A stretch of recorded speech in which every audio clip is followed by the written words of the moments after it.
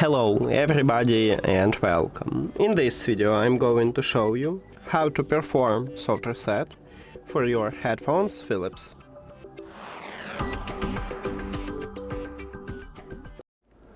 And firstly we need to turn off them.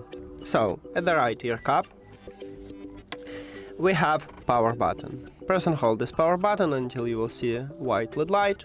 We just turn off them and these headphones are disconnected from the phone. Then we need to turn on them, so press and hold power button again. Here we go, we just turn on them and these headphones should reconnect to your phone automatically. Sometimes it happens with all devices that they don't want to reconnect automatically.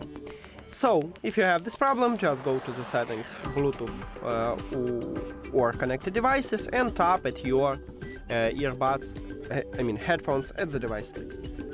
That's it. With this method, you can fix a lot of small and sometimes big troubles with your headphones. Thank you for watching this video. If you found it helpful, please consider subscribing to the channel and leave the like on the video. See you later.